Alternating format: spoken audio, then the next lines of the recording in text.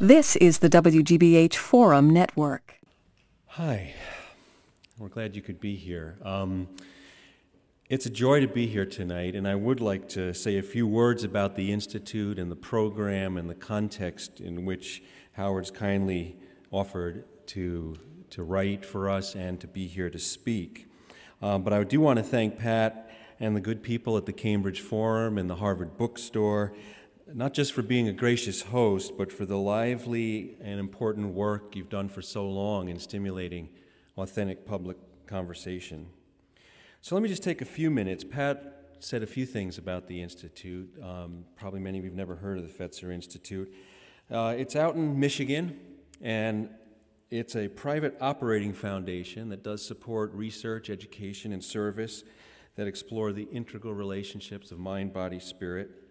It was inspired by John Fetzer, who was a bit of an iconoclast and visionary and kind of Edison-type inventor.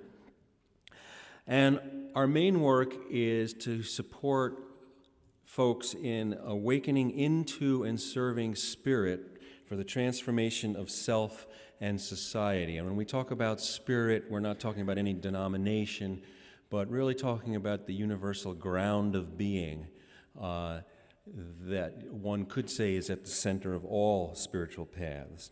The Institute, which is nonpartisan and non-denominational, believes that the critical issues in the world can best be served by integrating or attempting to integrate the inner life of mind and spirit with the outer life of action and service in the world. We view this as the common work that Fetzer shares with really an emerging global culture. And with this in mind, the focus of our mission is to foster awareness of the power of love and forgiveness in the emerging global community. So it's important to say right off that we are not exporting any agenda around love and forgiveness, but rather, because of our belief in the power of people coming together, we're committed to holding the space for true engagement around the spiritual qualities that live beneath all names. So in this context, let me say a few words about the Deepening the American Dream series. This project started in 1999 and was created by Rob Lehman, who is our chair of our board. He was then president of the Institute. And it was begun as a way to sow the seeds of a national conversation about the inner life of democracy, about the nature of our society in relationship with the rest of the world.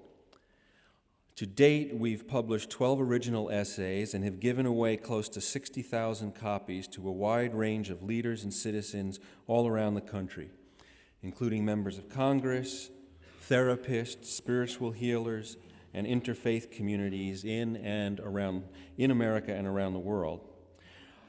Our very first essay was authored by the philosopher Jacob Needleman. And in his work, Jerry profoundly put the question, quote, more than deepening the American dream, how do we deepen the American? Well, we're still learning how. To enliven these ideas, Fetzer has been sponsoring a number of public forums around the country, much like this, at the Library of Congress in San Francisco. Also at different colleges, we've hosted community conversations around these issues, and teachers have begun to use these essays as catalysts for a different kind of conversation about what America is and what America means. Last fall, Josie Bass published the first anthology, which is here tonight, called Deepening the American Dream, Reflections on the Inner Life and Spirit of Democracy. In an effort to surface the psychological and spiritual roots at the heart of the issues that face the world today, we're also starting a sister series called Exploring a Global Dream, in which we're inviting authors outside of America to speak about, as well, the world we live in. Through these essays, we've been learning a great deal about the intrinsic nature of who we are as a people. And these are the concerns and questions behind our want to gather. I recently learned that when Martin Luther King Jr. was assassinated on that terrible day in 1968, Robert Kennedy was gathering with African American leaders in Indianapolis, and he was pulled aside by a Secret Service agent and told what happened. As fate would have it, he was the one who had to share that sad news. Stunned himself, he broke all normal speech and told everyone what had happened, and through his own sadness and disbelief, he asked to himself and to no one, what kind of country do we want to be? Today, on the spot where he spoke to the black leaders of Indiana, there's actually a statue of the two slain visionaries, forged back to back, like Siamese twins of freedom, each opening their arms to the world. And we're still here to ask that question. What kind of country do we want to be? We're still waiting for that image of freedom to come to life. Our speaker tonight helps us live into that question. As many of you know, he's a remarkable elder who speaks from a deep sense of listening in the context of history. And he's kindly allowed us to publish a compelling dialogue that he and I had last year entitled The Common Cradle of Concern. And as Pat said, if you haven't picked one up, they're free. If there are any left, you can take more than one and give it away to somebody else. We'd like you to have them. So now to Howard. And as many of you know, Howard Zinn is a rare historian. He has repeatedly pulled open events, past and present, with such honesty and integrity that we've been forced to reassess who we are and where we've come from, all in the service of where we're going. To do this, he has stretched the boundaries of traditional research and reporting. His now classic, A People's History of the United States, changed how we understand ourselves as a nation. It has challenged America to acknowledge its self-centeredness. It's called the question, how many sides must we seek and listen to in order to approximate the truth? Howard's empathy for the people he writes about never clouds his clarity, but only expands our understanding of the complex net of relationships that make up history. He is the author of over 20 books and is still an actively engaged citizen of the world, and his newest book, A Power Governments Cannot Suppress, will be appearing in December by City Lights Books. It's a major new collection of essays on American history, class, immigration, justice, and ordinary citizens who make a difference. Jonathan Kozol describes the book as, quote, very important and timely, and he describes Howard, quote, as a modern-day Thoreau without the crankiness, but with all the elegance and wit of the original. Howard continues to be penetrating in the questions he asks of us. And this commitment to unearthing and describing the truth of our society and democracy over the course of 50 years has made his voice one of the steadfast ones by which we know where the winds are coming from and what they've done. He has stood tall in the midst of storms of all sizes, like some pennant strapped to the top of a mast. Is it any wonder that his writings are bare and essential then? As I said, in the winter of 2004, Howard was kind enough to explore some questions that I had sent along to him, and I was grateful that he even responded. And we spoke for several hours on a couple of occasions, and we then transcribed that and edited it together into the essay that you have. I'm deeply grateful to Howard for his openness to explore this conversation and for his goodwill in letting us share all of this more widely. Reading anything by Howard Zinn, as many of you know, feels cleansing in its truth-telling and is an affirmation from a voice that lives deep within us all. Please join me in welcoming Howard Zinn.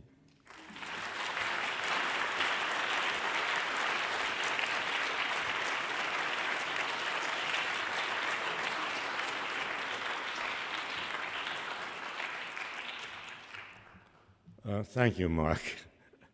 I can't live up to that. Don't expect much from me, really. But I'm glad he feels that way. And As Mark said, I only got to know him a couple of years ago, and suddenly he emerged into my life, and then I looked up his poetry, and I don't like all poetry, but there's a certain kind of poetry that I love, and it's a poetry that's understandable, that's clear, that's passionate, that speaks to us as human beings, that doesn't try to impress the academic world of academic poems. And so I was terrifically impressed with his poems. And I guess I told him so. Why not? And then we started this conversation, and I found him a very astute questioner.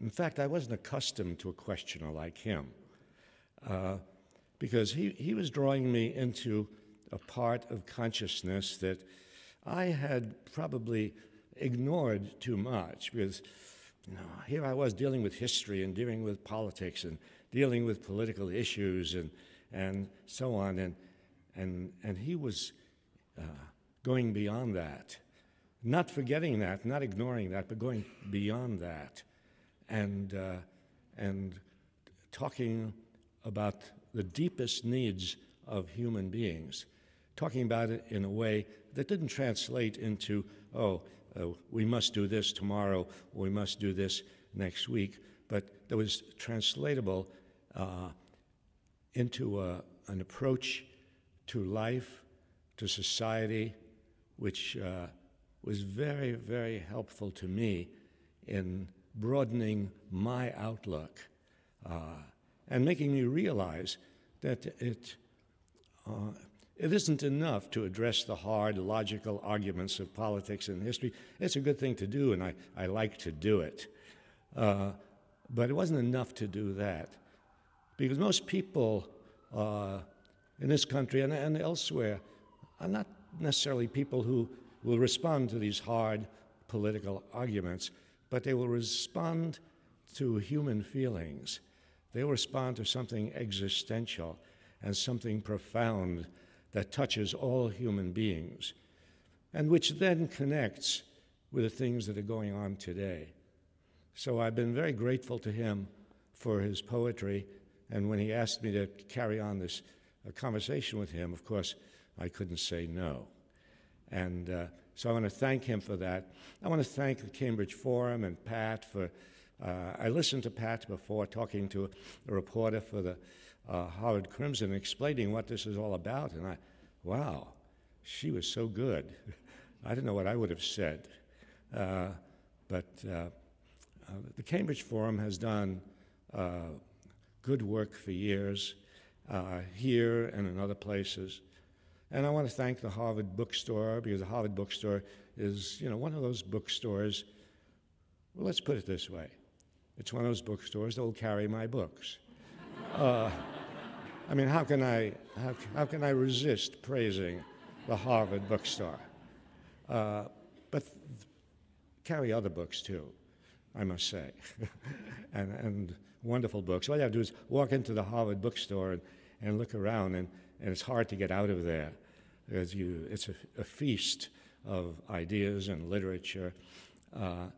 So need to thank the bookstore, thank the Cambridge Forum, and certainly thank Mark Nepo and the Fetzer Institute, which I had never heard of until Mark introduced me to it. And I mean, who ever knew that there was this institute in Kalamazoo, Michigan? You're not supposed to have an institute in Kalamazoo, Michigan. You're supposed to have it in Cambridge or New York or someplace like that. But Kalamazoo, Michigan, I thought that took courage to set up an institute in Kalamazoo, Michigan. And what am I going to say to you tonight? Probably not too much that you don't already know, but I'll say it anyway, because that's what teachers do. They very often tell people things they already know, but insist they remember it and repeat it until it becomes a force strong enough to turn people's attention away from the books and away from the speeches toward life itself, so that people will then play a part in what is going on in the world today, because that's what we desperately need, for people to play a part. Because if people don't get involved, then we leave it to those, you know who I mean. We leave it to people who cannot be trusted. Because after all, although we are talking about the common cradle of concern, and there is a common cradle of concern among most people in the world, it's what gives me hope, the fact that most people in the world have the same needs and the same desires. The desire for peace and a desire to treat everybody equally, a desire not to see anybody homeless and not to see anybody without meaningful work. And by the way, the polls that are taken, and here I'm getting social scientific a little, but the polls that are taken in this country from year to year show there's a great disconnect between the beliefs of people when they ask these questions and the beliefs of people in Washington, whether they're in Congress or the White House. The very year that Reagan was elected, I remember do you remember him? Yeah.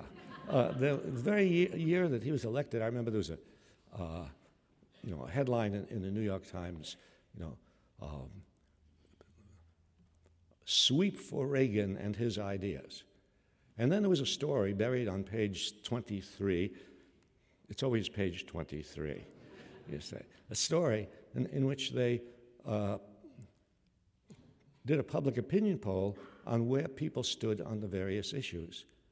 And where people stood on the various issues was directly contrary to where Reagan stood on the issues.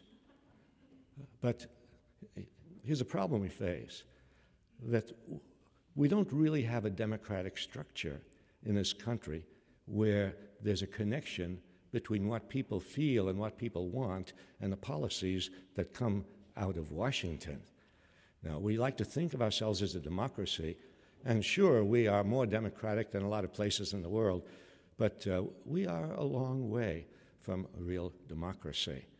Because in a real democracy, the president would not be able to send the young people into war and to bombard the public with false information in order to get them to support it. In a real democracy, there would be honest information given to the public, which would enable them to judge whether a policy is right and wrong. In a real democracy, people would learn history. And if people learn history, then they react to the people in power with great skepticism. The people in power depend on our historical amnesia. They depend on the fact that we don't have the kind of history that will check up on what they say. But we desperately need that. If you don't have that history, and if you don't have the information, if your information is limited to the New York Times and the Washington Post and NBC and CBS and Fox News, if your information is limited to that, then we don't have an informed public. Then we have a public which is ready to accept whatever the government says, however foolish and immoral it is. So there's a disconnect between those people who are in power and most of the people in the United States. And when I think of a common cradle of concern, I think of the fact that I believe most Americans want the same things. They really don't want to go to war. They can be pushed into it. They can be propagandized into it. The young people can be cajoled and seduced into it. But basically, people do not want war. And basically, people are fair. When Americans see somebody in desperate circumstances, when they see pictures of people, the victims of Katrina, or the victims of earthquakes in Asia, people respond. I believe that people are basically decent and basically have common sense. That decency and that common sense can be distorted, can be deflected by a very powerful establishment which dominates the media, and by a media which is cowardly enough to be dominated. And and by a political system where an opposition party is not really in opposition. So we have, in order to create democracy in this country, and democracy is not there, it has to be created, and it's created by people who find that there's something they have in common, and then they act on that common cradle of concern. Because I believe, and I'm taking this from what Mark said about what kind of country do we want to live in, I believe most people do not want to live in a country that prides itself on its military power and uses that military power to browbeat countries and peoples all over the world. I don't think people want to be in that kind of a country. I don't think American people want to live in a country that countenances torture. Not at all. I think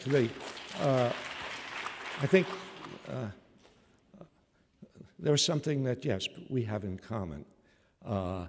90 to 95% of the American people have something in common, and they really want a decent society. And our problem is then, because that common feeling exists, our problem is to connect with these other people who feel the same way. Mark Nepo reminded me of something I had written. I love to be reminded of something I have written, you see, because it always sounds better when it comes from somebody else, you see. But he reminded me that I at some point I wrote about the Paris Commune of 1871, which was a remarkable moment in history where the people of Paris created a real democracy for just 3 months. But for 3 months, it was real democracy in Paris, of people making decisions all over the city, gathering day and night, making the theater free to everybody, giving education to women, which they hadn't had up to that point. And they realized, the people in Paris, the people in the Paris Commune realized that here they were, they had this remarkable situation in Paris, but they were all, most of the people in France were peasants. Most of them were living out in the country. They wanted to make connections with them. And so they took advantage of what was at that time the latest scientific achievement, the balloon. And they sent a balloon over the countryside, dropping leaflets which said simply, our interests are the same. And when all of us recognize that, we will act on it. And it will not only help in changing bad policies in the country, it will help in changing our relations to other human beings and our feeling about ourselves. It will make life worth living. Thank you.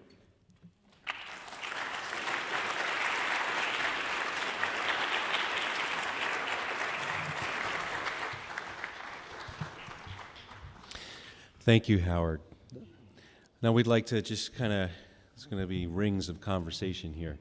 Well, one of the things that, your new book is called A Power That Governments Cannot Suppress. Could you speak about the nature of that power and where you see that it resides in ordinary people? Yeah, it's, I guess I chose that title. Well, maybe my publisher chose that title. Publishers are very arbitrary, tyrannical. They choose titles for their writers, and it's very hard to fight them. But this is a good publisher, City Lights in San Francisco, with a long tradition of the beat poets and Ferlinghetti and Ginsberg and all of those, and they're publishing this book. And so the title is A Power Governments Cannot Suppress. And I guess it refers to something that that's a recurrent theme in my writing. And that is one of the reasons that terrible things happen in the world, that terrible policies are pursued, that wars go on, that people go hungry, that people go without medical care.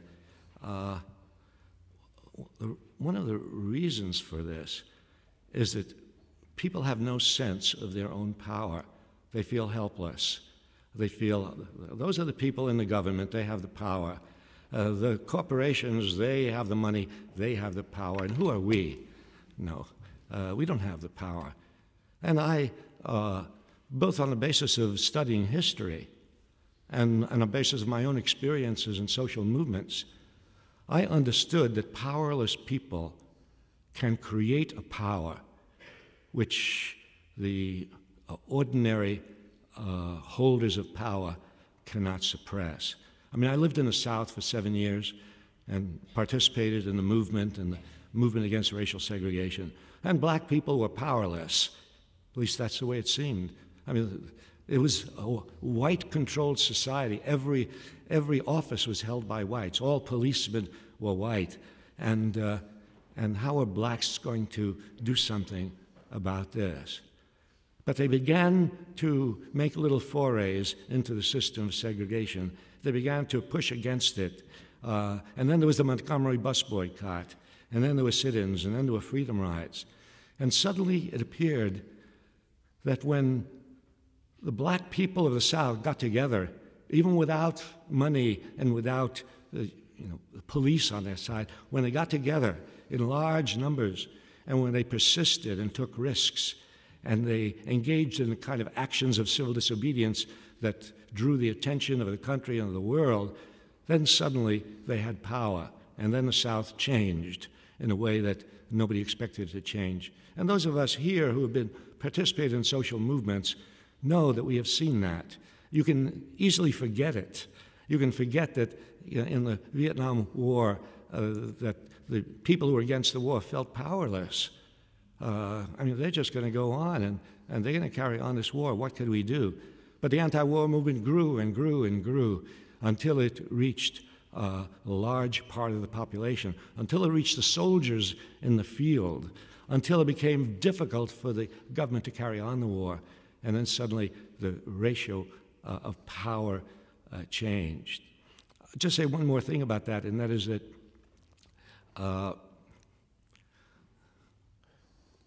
you very often see that the people who insist, the people in power who insist, we will never change. We will never cut and run. We will hold the course. We are not going to give in. Nixon said that. He's never going to give in. He gave in.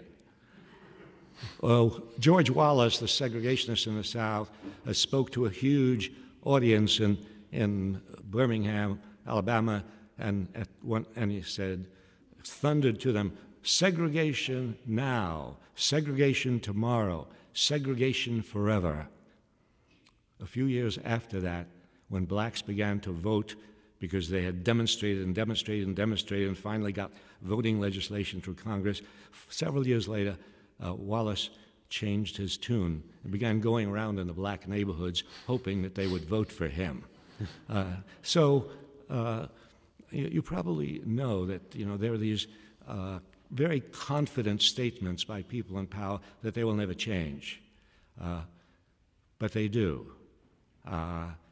When a power is created by people's sacrifice and people's unity, and yes, by a kind of spirit that animates people and keeps them going in the face of great odds. Thank you, Howard. I'm going to jump around a little bit in that inner and outer, and again, because you have a unique perspective as such a participant in history and student in history. So let's shift and let me ask you, with an American dream based so squarely on the pursuit of happiness, what are your thoughts about why so many of us are sad and frustrated? So many of us are sad and frustrated. And I find that the people who are most sad and most frustrated are people who are not involved in some social movement. And if you're not involved in some way, it is very easy to extrapolate from your own inaction to everybody else and assume everybody else is in the same position. But I mean, I know what you're saying about people's being disheartened. Half of my friends are suicidal. they wake up in the morning and they think, as I do when I wake up in the morning, think, we're in an occupied country. We're being occupied by a small group of men who are taking the resources of this country, and they're not doing it to help people. They're using it in very ugly ways. But I think history helps. That is, I think people who are disheartened could use a reminder about how often in history people have been disheartened, and then once they began to move, the movement grew and grew and grew, and things changed. So this leads to a question about, in a recent article you wrote about America's blinders. So could you, I mean, you're moving toward that and you write about this so often, but today, where we are today in this occupied country, could you talk about, in your opinion, what some of those blinders are and what they're keeping us from seeing? Well, one of the things they're keeping us from seeing is, as I just suggested, is our own history. Because, you know, it's a common theme among presidents and politicians that, oh, we have a proud and wonderful history. We've always done good in the world. The world has always looked to us as a beacon. I mean, this starts way back. It starts with the Puritans of New England, and we're the city on the hill. And so there's this kind of pride verging on arrogance about what a great nation we are. And of course, there are great things about our nation. There are great things about our country, but they're not the same great things that these people in power are talking about. The great things are what ordinary people do to survive and stay alive and resist what is being done to them. And I think the blinders, as I say, are blinders about history, and the kind of blinders that lead Americans growing up to think, oh, we're the greatest, we're number one. We're the Yankees. We always win the World Series, you know. So that's where history comes in, to bring us down to earth, to make us more honest about ourselves. It's not terrible to be honest about yourself. I mean, you know, they have Alcoholics Anonymous, right, where they get up in front of the microphone and they tell the truth about their addiction. I've been thinking that we should have a group called Imperialists Anonymous. And then they would get up, and they would confess to their addiction to war and militarism, yes.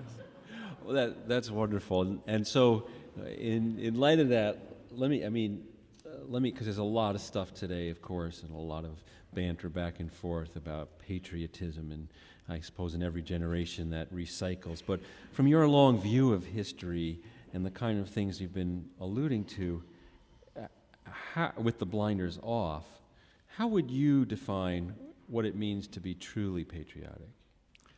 No, that's an important question, because I'm sure a lot of people in this room have had the experience of whenever you spoke up in criticism of any American policies, you were accused of being unpatriotic. And that's because we all grow up from the time, you know, we're in kindergarten, you know, Pledge of Allegiance, you know, liberty and justice for all, the Star-Spangled Banner, God save America, God bless America, I'm sorry. and I guess I'm thinking, I'm intruding my own idea into it. Yeah, I want him to save us instead of just blessing us for what we've done. Although I always wondered about, you know, people fervently singing, you know, God bless America. Why is he picking or she picking us out to bless? There are people all over the world who deserve to be blessed, and it seems strange to me that he or she, God, would take time out to just take this small portion of mankind and you know, bless us. But that's you know, that's what we have to go up against and encounter.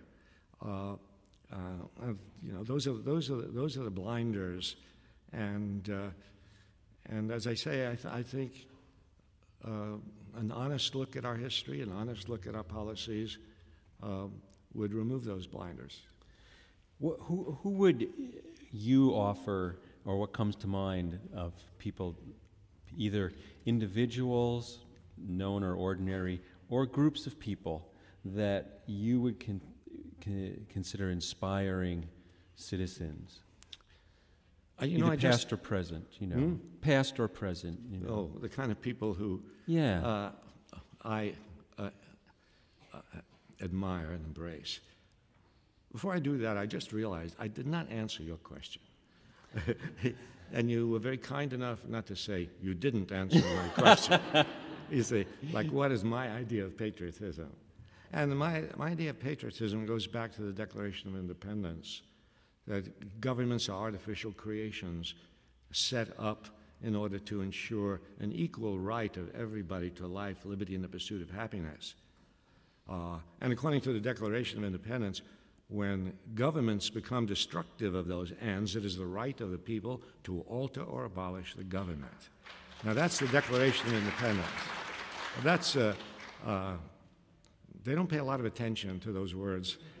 They hang the Declaration of Independence on the schoolroom wall and, refer to it on July 4th, but they don't emphasize those words, because what those words suggest is that the government is beholden to us. The government has a responsibility to do things for the people. That suggests that, well, if we have a right to overthrow or alter the government because it doesn't fulfill its responsibility, then we certainly have a right to criticize, to challenge the government. And when you do that, in consonance with the requirement of the Declaration of Independence, when you challenge the government to do the right thing, you are being patriotic. And when the government violates the principles of the Declaration of Independence and doesn't cherish life and liberty and the pursuit of happiness for its own population, then the government is being unpatriotic. Yeah. As you speak about that, it reminds me, we were just talking before about a common friend of ours, Vincent Harding, who was a contemporary of Martin Luther King and a real active leader and participant in the civil rights movement. But he often speaks about reminding us that the fact that democracy is still an experiment, that it's a live experiment that's ongoing, which your comments made me think of.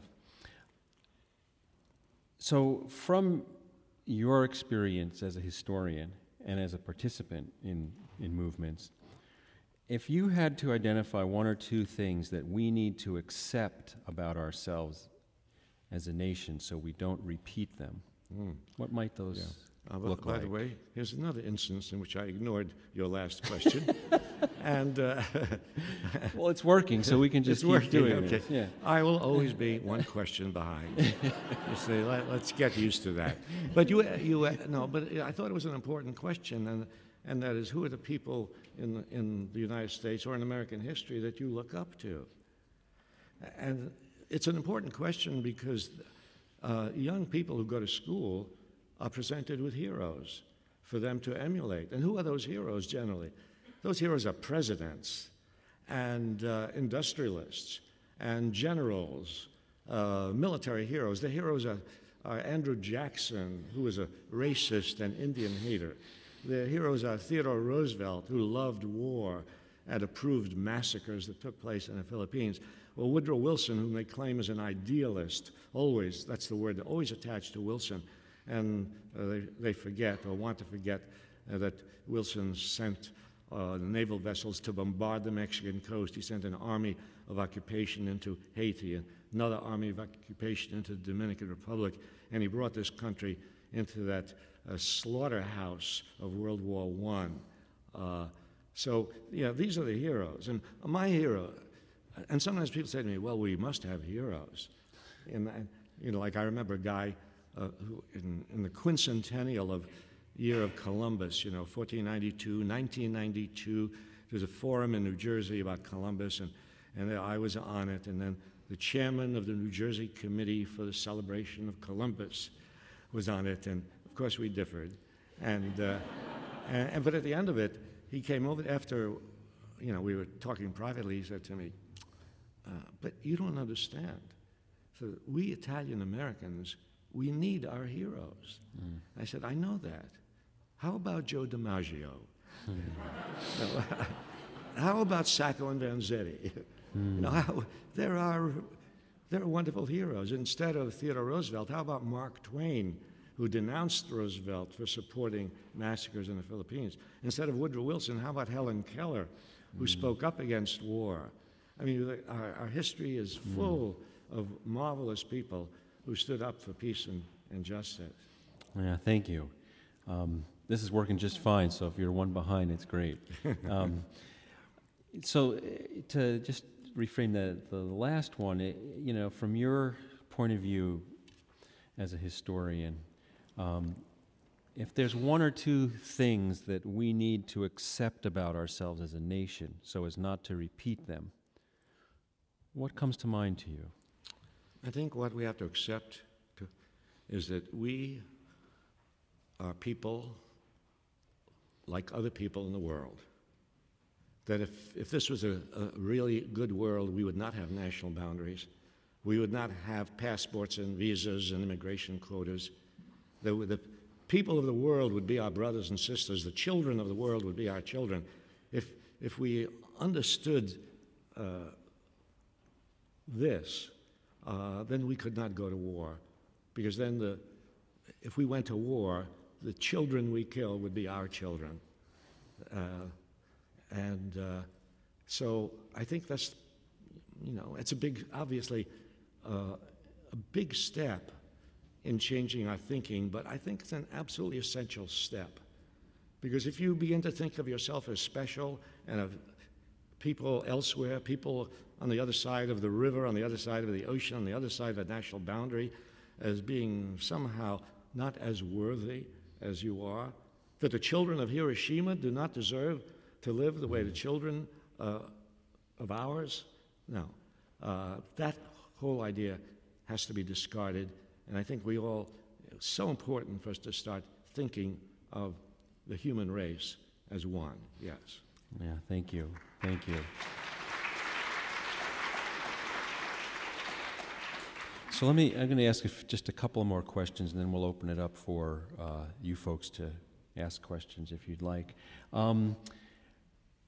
So you mentioned, I know in other conversations we've had too, but in the Paris Commune and how they offered education and free for women and free theater. So that brings to mind, what role do you think that government and education should play in the social progress of a people?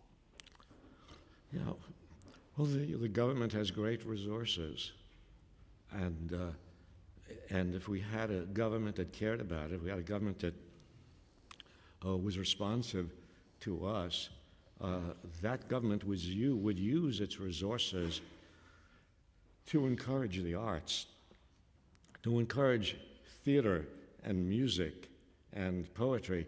And we had a glimpse of that in the 1930s.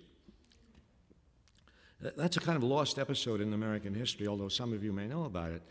And that is, as part of the New Deal program, there was something called the Federal Arts Project. And it was amazing.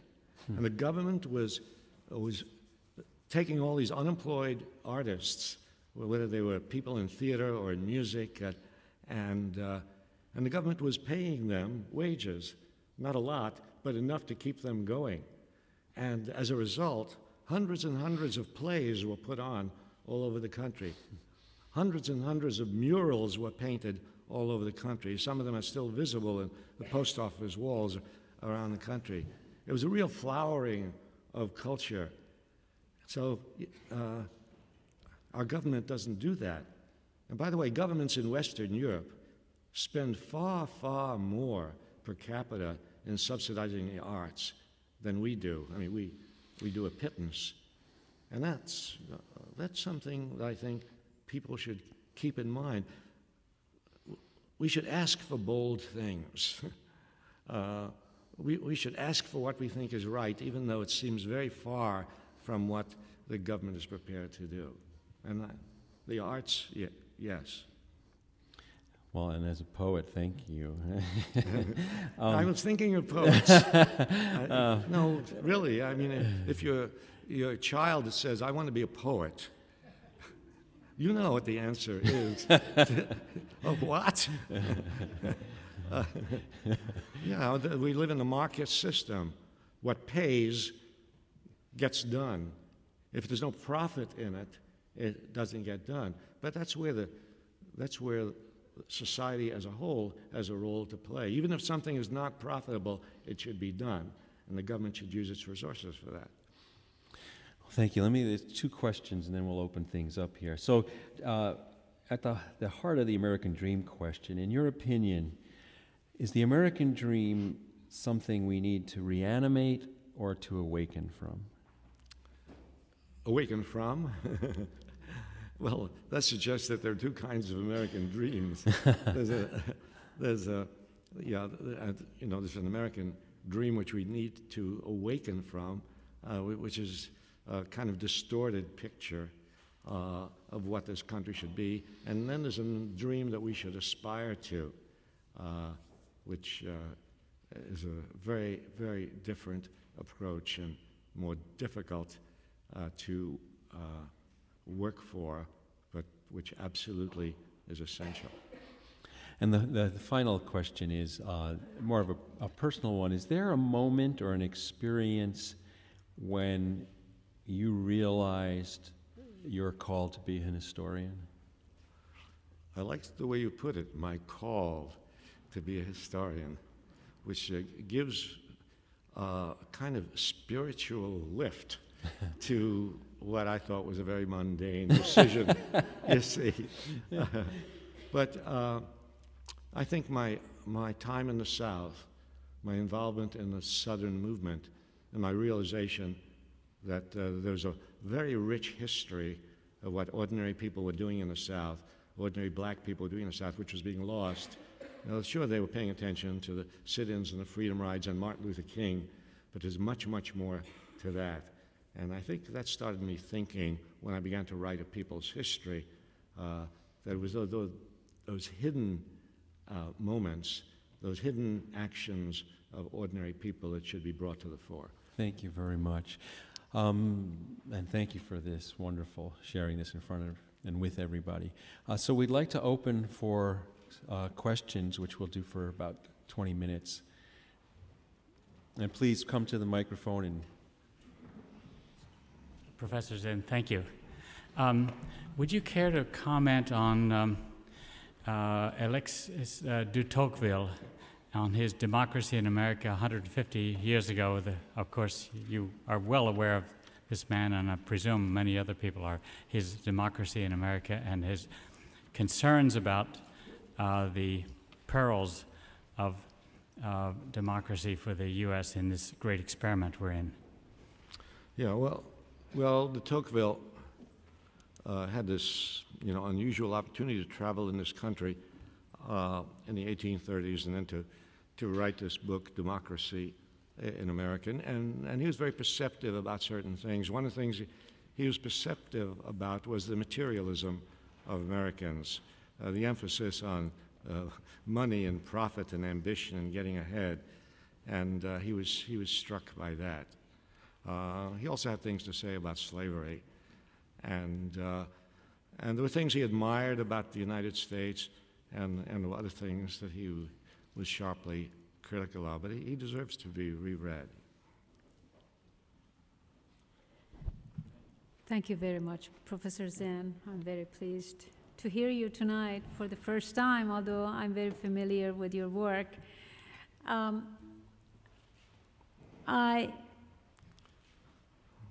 I applaud your enthusiasm about the consciousness of American people.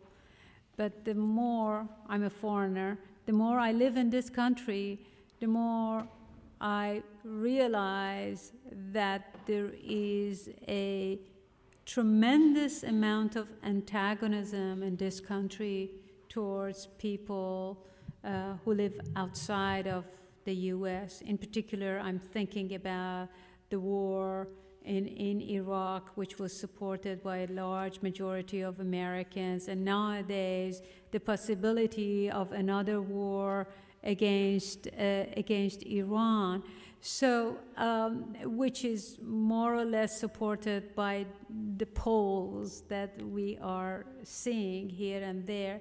So to what extent all this enthusiasm about aggression and invasions abroad stand up to your very optimistic model about the American spirit, the American dream, and American people? I don't know if I can clarify what I have in mind, but I see real contradictions here between your optimism and your goodwill, which I really appreciate, and I have very much enjoyed, having lived in this country for a long time. But also the other side of the story, which is the support for all this aggression abroad. And if you could please elaborate on this, I'd appreciate it. Well, did you all hear that? Yeah. Well, you find a contradiction between my optimism, some people would say foolish optimism, romantic optimism, and the reality of so many Americans who have supported the war, right? And so many Americans who have built up a kind of antagonism towards Muslims, and of course we see that antagonism now in relation to Mexicans and so on. So the reason I maintain my hopefulness is that I'm aware of how the public can change, and I've seen the public change. And public opinion is not fixed. In fact, we have seen it in relation to the Iraq War. When the Iraq War started 3 years ago, 80% of the American public supported the war. Today, 2/3 of the American public is opposed to the war. So I think you have to look at it dynamically and see the possibilities. Once you see the possibility of change, once you can extrapolate from that and see the possibility of more change. And the people who rush to support the war are doing it on the basis of disinformation, deception. They've depended on the president and on the press to give them information, and on that basis they rush to support the war, also with a spirit of patriotism. Huh? It is a problem, but it can be overcome. And what I'm saying is it already has begun to be overcome, because public opinion has changed on the war. It has changed so much on the war that the Bush administration, if you read the newspapers of the last couple of days, Bush administration has decided it must stop using this language of stay the course and we won't cut and run. The public has changed. And we've seen the public change before. I saw white people in the South change in relation to racial equality. So yes, I'm hopeful, because But after a high price is being paid for ignorance. I agree, a high price. You're absolutely right. You know, while this process is going on, people are losing their lives. But there's no shortcut to that. If you think there's a shortcut, then you become hopeless. And if you become hopeless, you won't do anything. And so you have to act on the basis of a kind of faith that if you and other people continue to resist and to expose, that at some point, even though the daily cost is horrible, at some point something will change.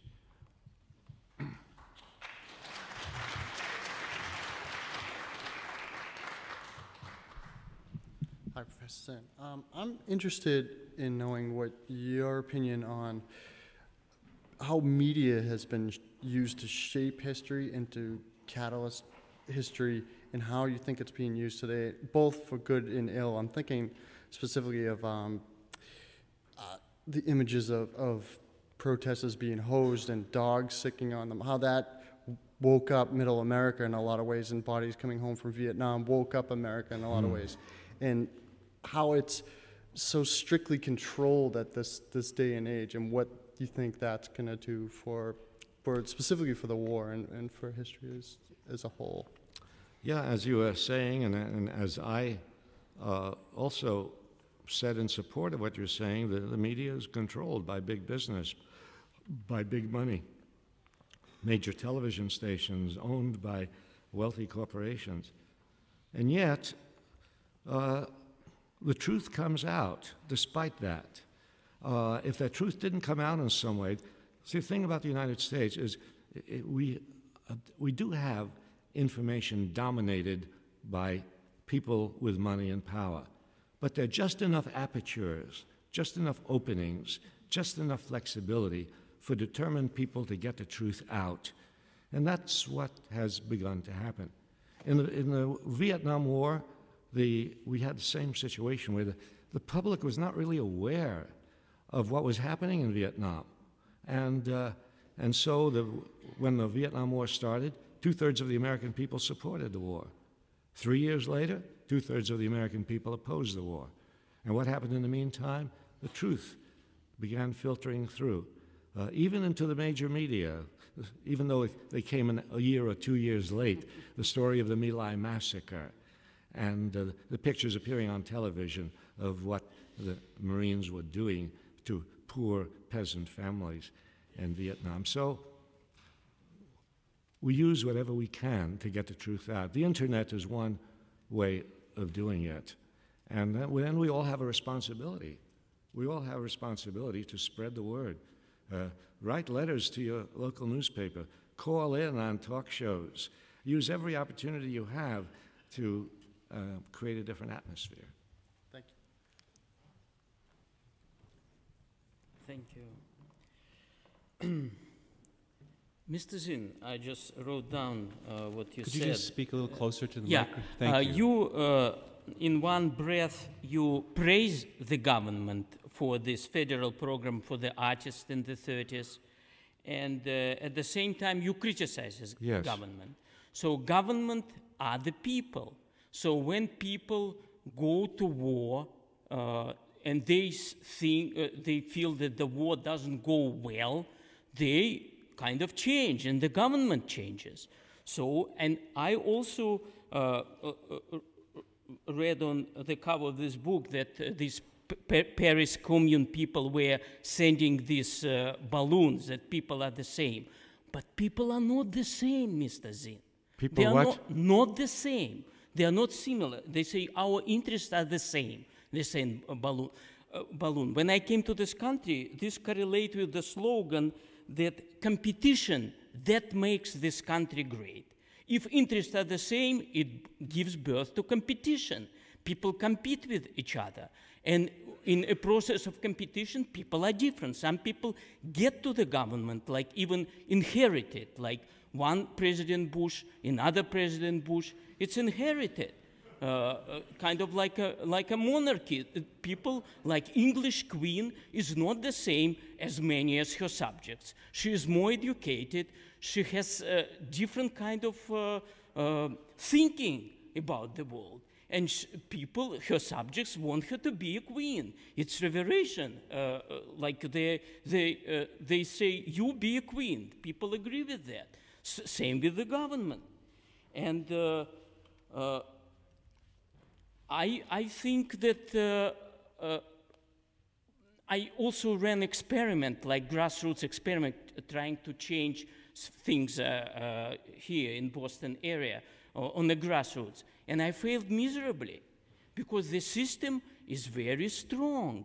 The system allows only people with have charisma, which have, let's say, beauty, which have a good education, they go ahead. Yeah. So how would you respond to this observation? Well, Do I have an hour? No. No. No, I mean, you have a very astute analysis of what is going on, and I don't have, I have to leave soon. And there are people behind you, who want to say something. So, I appreciate all the things you said, and I hope you will find the answers in my writing and Mark Nepo's writing. I'd like to direct people to my writing, and also to other people's good writing, because those are very big questions you raised, and I appreciate them. Thank you, Mr. Zinn, for coming tonight. Actually, my question is sort of a follow-up to what the gentleman just said. Many historians sort of point to the government as a sort of monolithic entity that's sort of completely separate from the people or the ordinary people, as you mentioned. So my question is it possible for an ordinary person to work for the government in some capacity in the name of public service and still do great work on behalf of the people? It's very hard to do that. Over the years that I've been teaching, I've had many students come to me and say, I agree with your viewpoint, your criticism of American policy, your idea of what a good society would be like, and I wonder if going into government service would give me an opportunity to advance my views. And I tell them, I doubt it. Most people are swallowed up in government service. There are occasional dissidents, whistleblowers, very occasional. I mean, Daniel Ellsberg, who worked for the government, who worked for the Rand Corporation, who then took these top secret documents, 7,000 pages marked top secret, and gave them to the press. That's rare. So I would say the chances, if I were talking to somebody who was thinking of going into government with the hope of being a force for change, I would think there are other avenues which have much more promise than working for the government. Howard, I just want to, for one moment, you and I have talked about this. When Carl Jung first came to this country, he wrote in a letter to one of his colleagues back in Europe, very interesting that he observed this paradox. He said he thought America was curious because it was a society built on the individual, and yet it was a society that maintained itself by devouring the individual.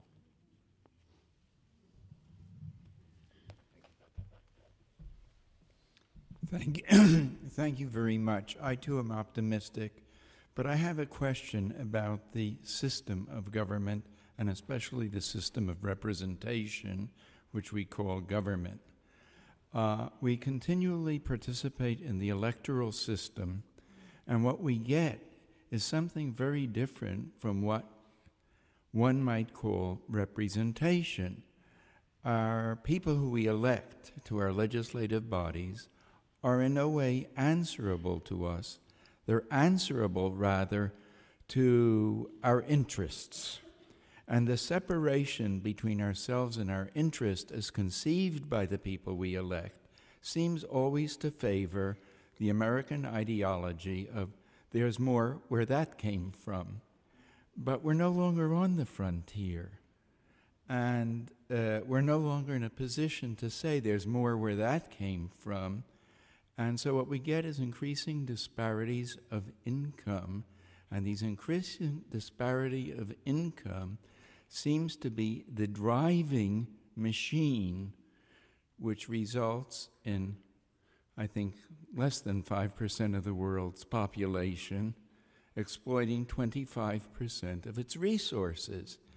And we who elect this government have gotten used to the idea that there's more where that came from. So what happens to the rest of the world under these circumstances? And how is it possible to have peace? And why is it that the American people have lost the ability to read? Lost the ability to read. To read. Yes. Oh. People can read your book. I can read American Freedom, American Slavery. I can understand the extent to which our system of government, our freedoms are based upon. To let Howard, because we have yes. other people. Do you understand my question? How do we get past that? Will the world last long enough? Its resources. It's a race. It's a race between. We do everything we can to educate people, to make people aware, to engage in actions which are themselves educational, because people are educated in social movements not just by words, but by actions, which dramatize what is happening. So we do all we can, and we understand that it's a race between our efforts and the direction in which the world is going, which is a dangerous direction. There's no simple answer, I'm afraid. Hi, I just had a question about U.S. foreign policy. About? How it is influenced by Israeli Zionists. And if this influence has been helpful or hurtful towards peace in the Middle East. I'm sorry, I didn't catch the last part of your question. If this influence over U.S. foreign policy has been helpful or hurtful to peace in the Middle East. The influence of the Israeli lobby? Oh, well, no, it hasn't been helpful. Because, the Israeli lobby has approached Israel in the same way that our, gung-ho, super patriotic leaders approach the United States. Israel can do no wrong. And very often they rest on a half-truth, just as our leaders rest on a half-truth. Half-truth is that we're something of a democracy. We have democratic institutions, we vote, but we're not really a democracy. And Israel has, the Knesset sees arguments, and there's an opposition newspaper, but basically the policy is determined from the top. So no, it's not a healthy thing, and it therefore rests upon us to be very bold in speaking what we think is the truth. Hello, Dr. Zinn. I had a question. Thomas Friedman of the New York Times, yes. He recently said that we're at a similar point today in Iraq as we were at the start of the Tet Offensive. And they asked Bush about it, and he said, well, yeah, that's probably right. And then today, it came out that 112, I believe, active duty military actually signed a petition to Congress asking them to leave Iraq. I was just wondering if you could comment on, do you see this similarity between now and then? Yeah, well, there are obviously differences in detail between the war in Vietnam and the war in the Middle East, but I think the similarities are more powerful. And the fundamental similarity. Fundamental similarity is that both in the case of the Vietnam War and the case of this war, the American people were lied to in order to get them to support the war. In both cases, an army was sent halfway around the world to commit enormous crimes. Remember, 2 to 3 million people in Vietnam and Cambodia and Laos died in the course of this war. An army sent halfway around the world to commit war crimes, and here we have an army also sent in the other direction halfway around the world to make us ashamed of what they're doing. And in both cases, the motives of the governments are being concealed under the rhetoric of, oh, we're bringing self-determination to the Vietnamese, or we're for democracy against communism, and so on. And the rhetoric is very similar today. We're doing this to establish democracy in Iraq. But of course, in both cases, there were other motives, real motives for the war. And the motives have to do with economics. The motives have to do with corporate profit. The motives in Vietnam was access to the tin, rubber, and oil of Southeast Asia. The motive in Iraq is control of oil in the Middle East, which has been motivating American foreign policy in the Middle East ever since the end of World War II. Thank you very much. Good evening. Some time ago you spoke, I think here, with Gino Strada. Are more people lining up because I'd like to cut it off very soon. Okay, I'll be quick. You talked then about. I think, frankly, I think we will take 2 more questions. I'm sorry for the rest of you. Oh, we're getting very technical. Okay, your determination is powerful. Okay, go ahead. So you were talking about world peace and how the idea of war as human instinct was dominant and is. And so I'm wondering about, I guess you were talking about the Office of Public Information that started in the, World War I, the propaganda machine, and how if war was in fact a human instinct or natural thing, then we wouldn't need to launch, or the American government would not need to launch such a vigorous campaign of propaganda saying we need to fight this war. So I was trying to explain that point this summer to a close friend, and that war is not a natural social institution. And my friend questioned it, which made me question it. And I love your work, and you. And this was difficult for me. And so it was difficult for you? Yes, of course. And because I'm an optimist, believe it or not. And I want to know what happened before that, because war happened then. Ward Churchill said, since 1776, there has been a war in every year, or in some kind of covert way, or more overt. So I want to know what happened before World War I. Before World War I. Before World War I, the same things happened that happened during and after World War I, and that is the United States government went on a rampage across the continent for land, basically. Land was to that time what oil is today. Land went on and expelled and massacred the Indian populations of this continent in order to move across to the Pacific. And if you study the Mexican War, if you study the Spanish-American War, study the war in the Philippines, study our military forays into Central America in the early part of the 20th century, I believe you see the same pattern. But I'm thinking, this before the propaganda machine, how did war happen? You said... there was always propaganda. I mean, always propaganda. There was propaganda in the Revolutionary War. The propaganda consisted of the Declaration of Independence. Oh, wow, this is what we're fighting for. But in fact, this is not what the slave owners were fighting for. It's not what the merchants and bondholders were fighting for. But they deceived their population with slogans at that time just as today. Okay. And I think you'll find that in I'll look into them. Thank you so much. I just wanted to say a few of my opinions, my personal opinions, and see if you agree Excuse with me? I just wanted to state a few of my opinions, excuse me. A little nervous. Had a lot of coffee. I think that wealthy people should give more money to poor people, frankly. And I think that more stress should be sort of focused on that in general.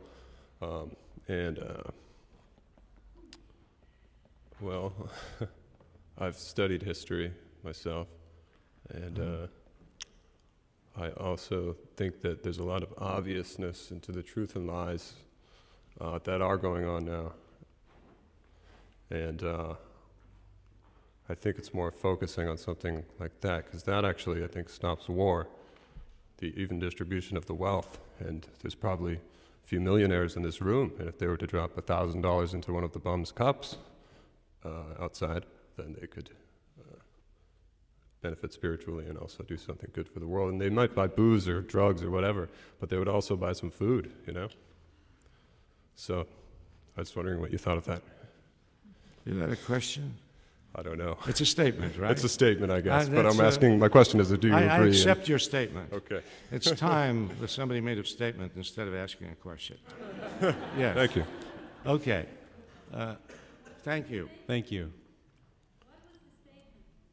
Wealthy people should give more money to poor people. Thank you. Thank you. Okay. This is the last. Last one.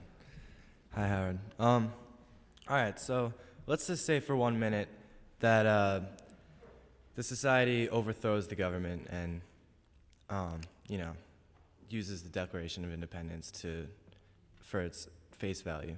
Or, maybe better, all the politicians maybe wake up one day and, you know, have an epiphany and say, oh, hey, let's change the course. You know, let's get out of the Middle East and all, you know, this tumultuous political time. What can we as a country, or possibly as an individual, do to extinguish the hatred that the world has of us, so that when we let down our guard, we don't have to feel like we have to defend ourselves against the rest of the world? Oh, I'm trying to understand what you said, or what you asked. Yes, what? Well, what can we do to extinguish the hatred? To what? Extinguish the hatred that we've bred throughout the world. Do you understand that question? I think that, yeah, what can we do to, once we let our guard down, and what can we do to extinguish the hatred that we've bred around the world? People around the world are also able to change their opinions. When the United States changes its policy in the world, people in the world will change their attitude to the United States. And, you know, I think people are open to something good when they see something good happens. And so I think we should have the kind of faith that says, yeah, when we begin to behave differently, when we stop starting wars and invading other countries, and we start using our enormous resources to help people, well, I think people all over the world are going to respond to that and look upon us differently. Thank you. Paul? Yeah.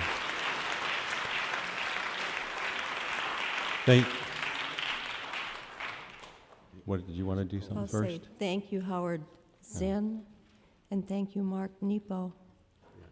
Mark has a poem that he would like to read. And now Mark is going to read one of his poems. I want to close with a poem here, and I want to thank you all for your questions, and also as well, Pat and Howard, for your giving forth so much, so freely to folks.